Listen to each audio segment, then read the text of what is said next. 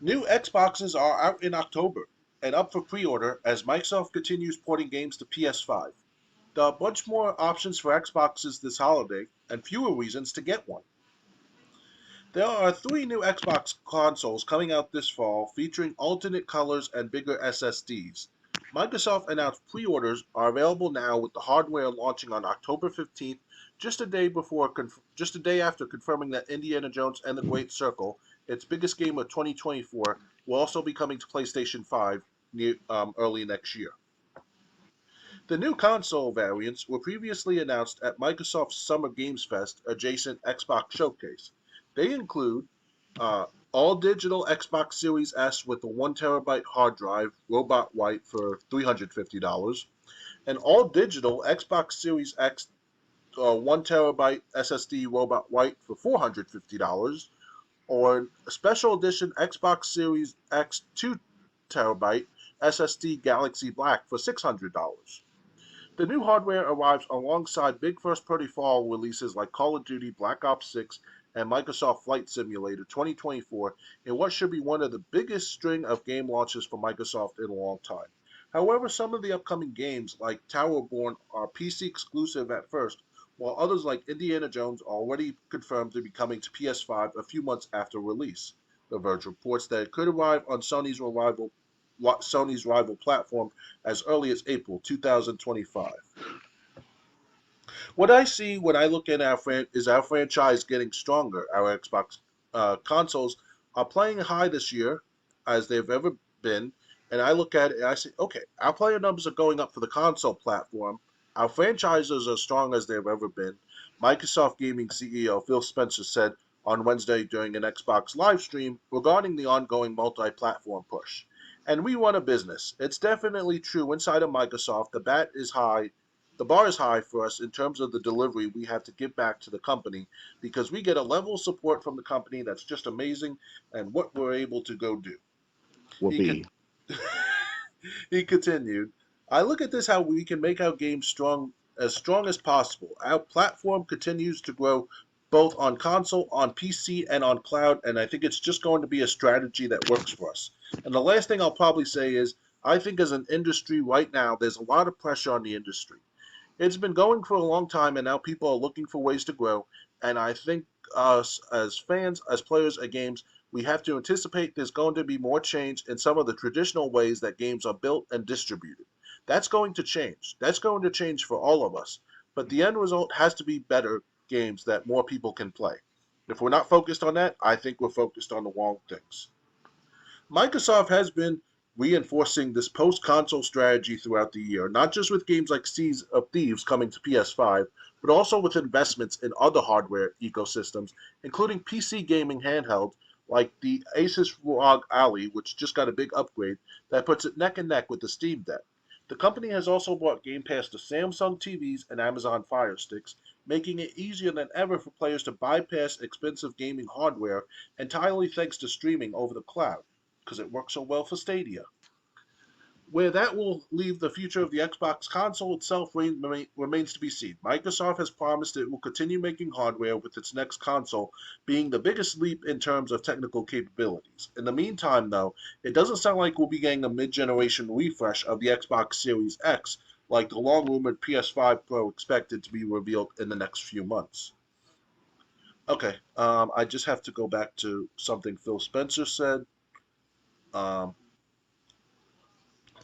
Yes, Phil if we're Spencer. not focused on that, I think we're focused on the wrong things. Phil Spencer, Yes. you are definitely focused on the wrong things. Um, but um, yeah, uh, why? Who's going to spend for 350, 450, or $600 on a console when you already announced that newer games are going to PS5? I just don't. This doesn't make any sense. Yeah. Doctor Games 101, are you going to get any of these Xboxes, or do you want to get any of these Xboxes? I At mean, this rate, I might not gonna get the Series X right away, or even the S even. Not right away. I might get the PS5 first, and then the Series X by default. now. It had been for a long while now. Because obviously Phil Spencer, the president of the Xbox division as well, those two guys, Phil Spencer and the lady, they're not. I mean, Phil Spencer's supposed to be the down to earth guy that knows about games, whatever. While the lady, the black lady, supposed to be like the business aspect of it all. Like that's a good pairing right there between those two. But now it's like I'm starting to see that they don't care or they have a touch or both. It's the point where it's like, what's the point of getting a new Xbox console? Yes, you can get the Xbox One or the Xbox 360. Those are worthwhile, especially certain Xbox 360 games you cannot play on the Xbox One backwards compatible. Yeah, So no, not that's many fine. of them. Yeah. So they'll definitely have some sort of hand in that aspect of their Xbox consoles, if ever. Especially if it's like GameStop, for example, they still sell if GameStop still selling Xbox 360 consoles, that's their backbone right there for their company for that particular retailer. So other than that, the future consoles altogether is Xbox Series X and S, and soon to be the new updated models or upgraded models. It's not worth it right now, not anytime soon. So And the thing is, the two cheaper ones are the that have 1 terabyte hard drive are all digital. I don't know yes, about the $600 one, if that has a disk drive or not. If they're but charging $600, they better have a disk drive with it. Um, when I hear the 2 terabyte edition, that's going to come out this year. That's going yeah, to be at least $600 to pay. yeah, that's the most expensive one. But I'm saying if it's going to be come out 600, if it's going to be $600 at launch, it better have a disk drive. Nope, I hear it's not going to be that case. Oh, so that one's going to be all digital too. If I recall correctly, yes.